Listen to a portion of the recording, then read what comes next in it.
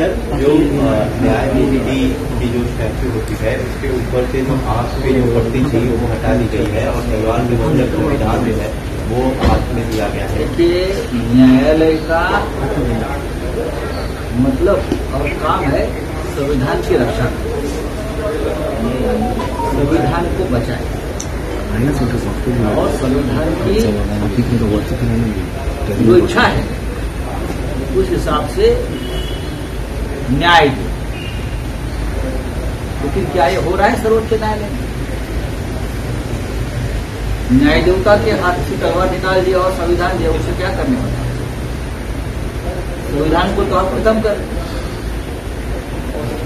आंख पर की पट्टी खोल लीजिए तो आप खुले आंख से भ्रष्टाचार देखते रहो और संविधान की हत्या देखते रहो, खुले आंख खोलकर देखते रहो। और उसका अनुभव हमने लिया है, हमारी पार्टी ने लिया है, शरद पवार साहब ने लिया है। एक संविधान के खिलाफ बनी हुई सरकार महाराष्ट्र में सर्वोच्च न्यायालय ने आंख पर पट्टी बांधकर सरकार चलाई।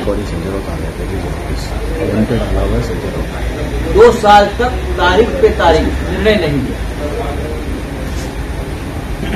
ऐसे बहुत से निर्णय हैं जो संविधान के हिसाब से होने चाहिए।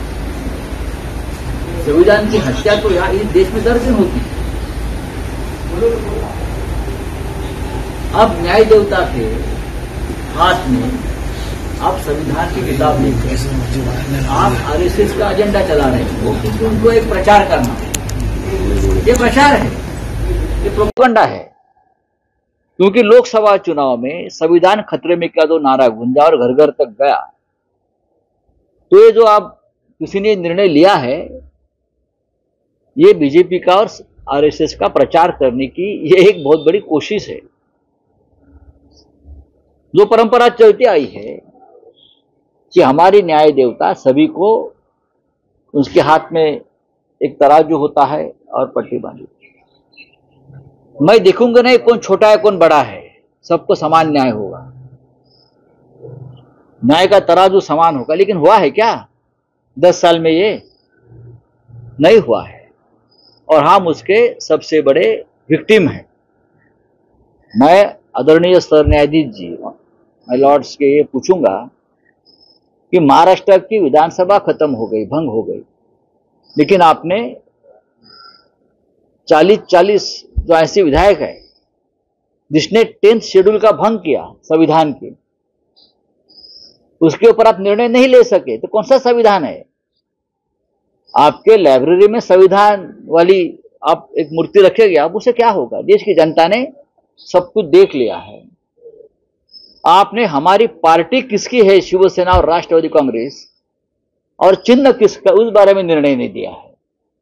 क्योंकि संविधान जो है, संविधान कहता है और कानून ये कहता है कि अगर 40 लोगों का डिस्क्वालिफिकेशन होता है तो निर्णय अलग हो जाता है।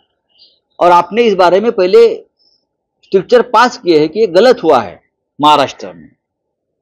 ऐसे बहुत से संविधान के खिलाफ जो काम हुए हैं हमारे न्याय क्षेत्र में, उसके बारे में हम बोल सकते हैं। तो ये जो आप संविधान मूर्ति के हाथ में आपने दिया है, आप संविधान बचाने का प्रोपेगेंडा कर रहे हैं, लेकिन इस देश में ऑलरेडी संविधान को खत्म कर दिया है। संविधान की हत्या दर दिन हो रही है। सर, मोदी जी 3 मेकर है नायडू जी, उनको ईडी की तरफ से क्लीन चिट दी गई है, किस तरीके से? हाँ, अभी संविधान आया है न्याय देवता के हाथ में, तो ऐसे निकाल तो देते रहेंगे। 372 करोड़ का घोटाला है, 372 करोड़ का, तो स्किल डेवलपमेंट डिपार्टमेंट का 372 करोड़ का घोटाला। लगभग 2 महीने तक नायडू जी जेल में रहे। उनकी 32 करोड़ की प्रॉपर्टी कुर्ग की जब्त की। लेकिन जब नायडू जी को 16-17 उनके एमपी चुनकर आए और मोदी जी को एक सपोर्ट दिया, तो अब नायडू जी को भी वॉशिंग मशीन में डालकर उनको क्लीन कर दिया, क्लीन चिट दे दिया है। ये संविधान हमारा है, आज का संविधान है। हमारा संविधान नहीं है, ये उनका संविधान है, ये उनका कानून अलग है। अब ये और कोई होगा तो ईडी वाले सीबीआई वाले पकड़ पकड़ कर मोदी जी के पास लेके जाएंगे, मोदी जी मशीन में डाल देंगे, क्लीन होकर बाहर आ जाएंगे। देश देख रहा है। इस देश के जनता ने भी अपने आंख पर पट्टी नहीं बांधी है, वो तो पहले से खुला है। आपने अभी न्याय देवता की पट्टी खुली है आंख से।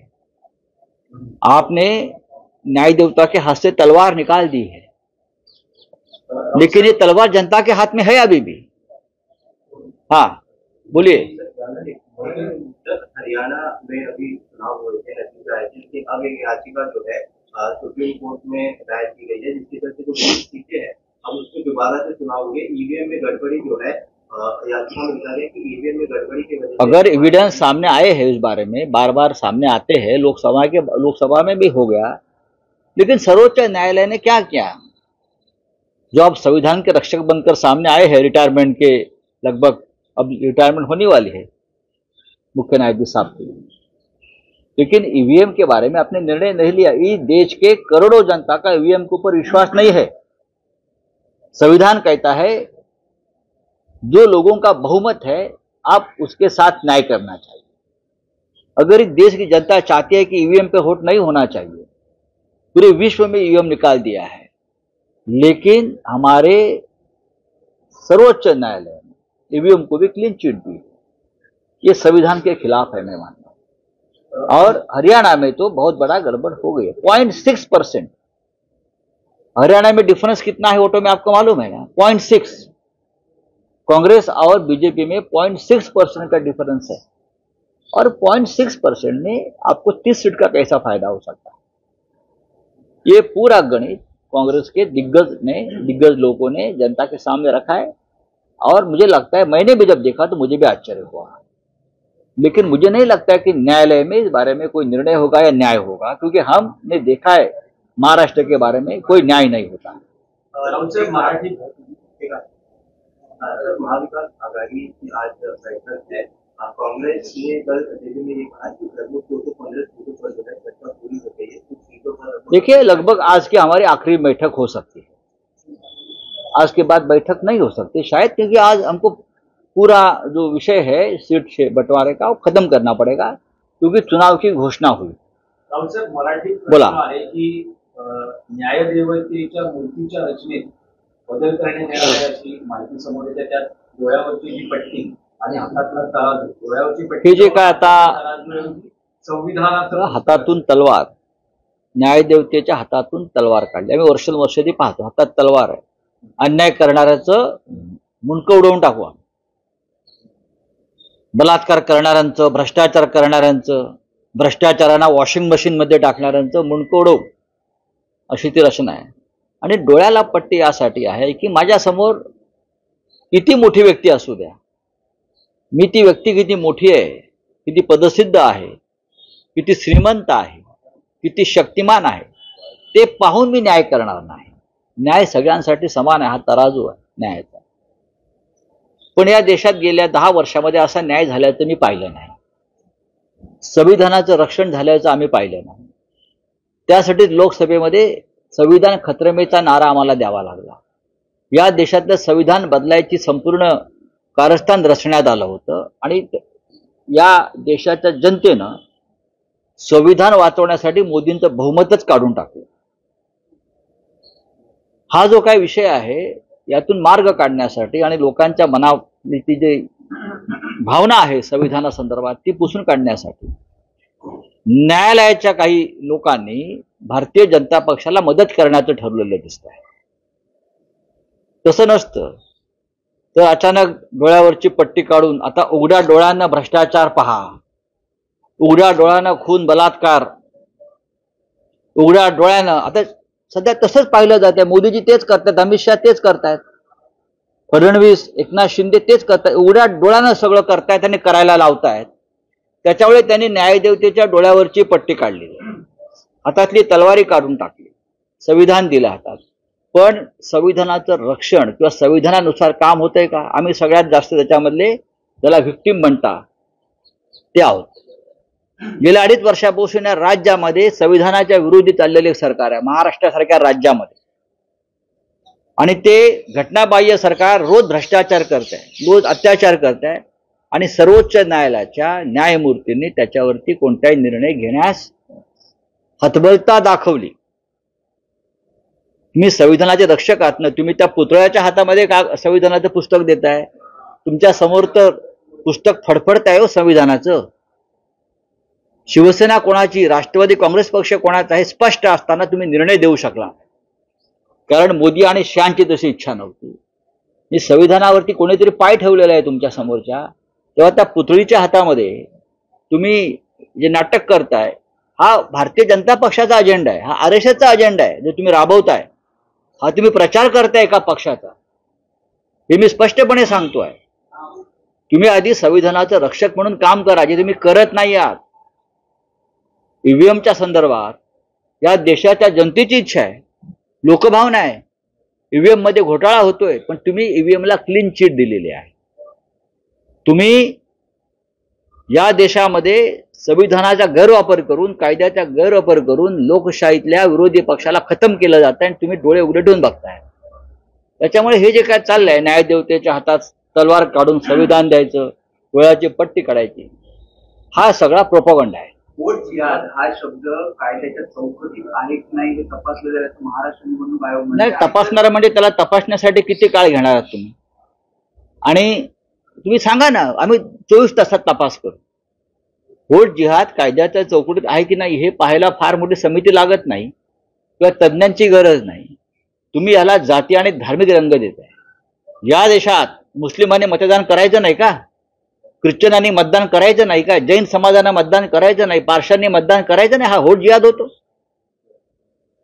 तुमचे किरण रिजिजूजी सरळ सरळ सांगतात की मुसलमानांनी भाजपला मतदान करावं, आम्ही तुम्हाला मंत्रिपद देऊ. हा वोट जिहादचा विषय होऊ शकत नाही. सर, निवडणूक जाहीर होतात 259 टेंडर काढण्यात आले होते, मात्र त्यातील आता 112 टेंडर आणि PR मागे घ्यावे लागले. मागे घ्यावे लागले ठीक आहे, पण त्यांच्यावरती ऍक्शन काय होणार आहे? लाडकी बहीण योजनेसारख्या ज्या योजना आहेत किंवा अनेक अशा योजना आहेत, टोल माफी सारख्या योजना आहेत, या तुम्हाला टोल माफी करायची होती ना, मग 2 वर्षापूर्वी का नाही केली? निवडणुकीच्या आधी का केली? लाडकी बहीण योजना तुम्ही 2 वर्षापूर्वी आधी का नाही केली? निवडणुकीच्या आधीच का केली? म्हणजे हा सुद्धा एक प्रकार तुमचा वोट जिहादच आहे.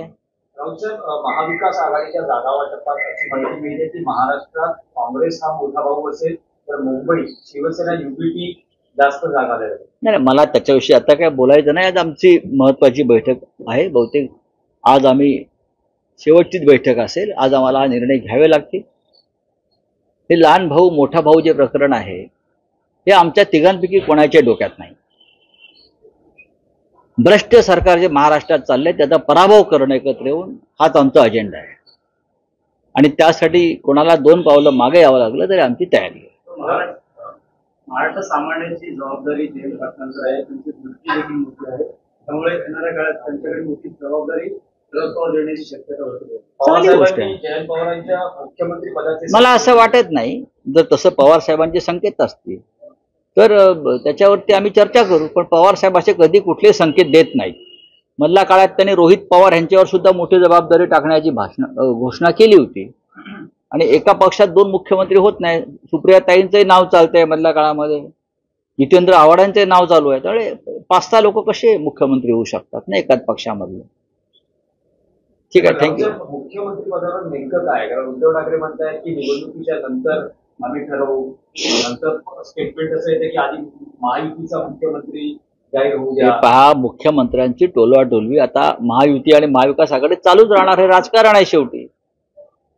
लोक कोणाच्या चेहऱ्याकडे पाहून मतदान करणार आहेत हे अख्खा देश जाणतो. त्यासाठी कोणी घोषणा करण्याची गरज नाही.